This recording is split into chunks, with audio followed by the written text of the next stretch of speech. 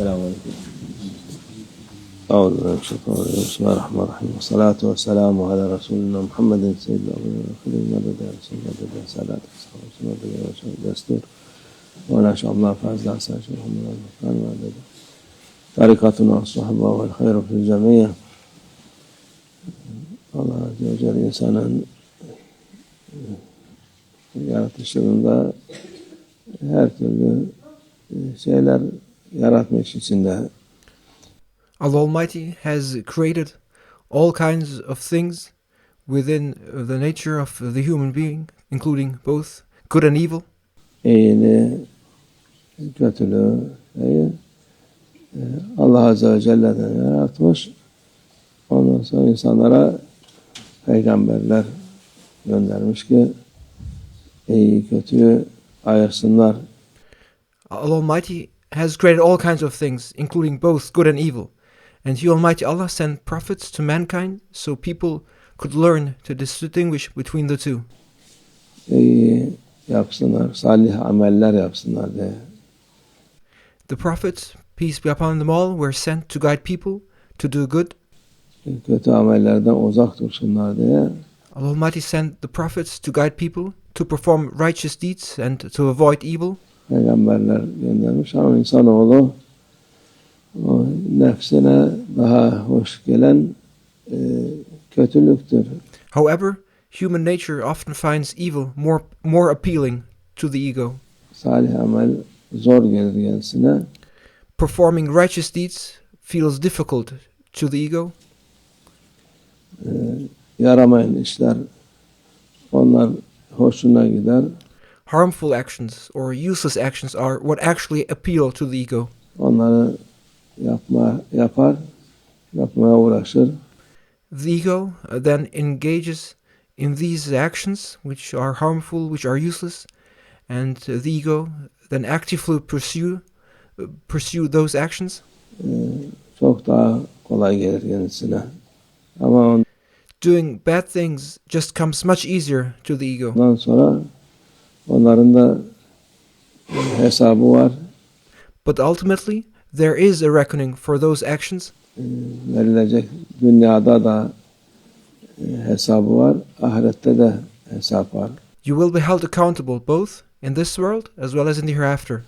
Yani dünyada salih amel yapan, kötülük yapan, günah işleyen insan onun cezasını görüyor, herkes görür ama In this world, too, a person who abandons good deeds to commit sins will inevitably face the consequences. bir türlü ibret alamazlar. And everyone sees this happen, but somehow people fail to learn from it. Almazlar. Nefisler çünkü daha fazla bastırır onu. And this happens because their ego completely overpowers them. Bu şimdi yapalım da ya alışmış olur artık. People think, I'll just do this once. Or it simply becomes a habit. Alışkanlık olur. Günahı, sevabı aynı hesaba koy. People then start treating bad actions as a routine, and they start treating sin and reward as if they are the same. Günahı da işler, sevaptan tembellik eder, işlemez.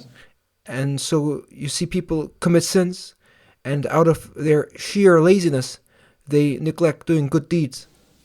Allah Azze ve Celle emirleri insanoğlu için en faydalı şey ona.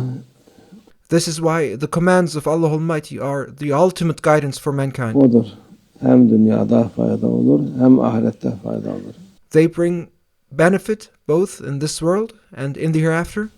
Yine işte mesela kumar onun günahtır. Take a sin like gambling, for example. Gambling, without a doubt, is a sin.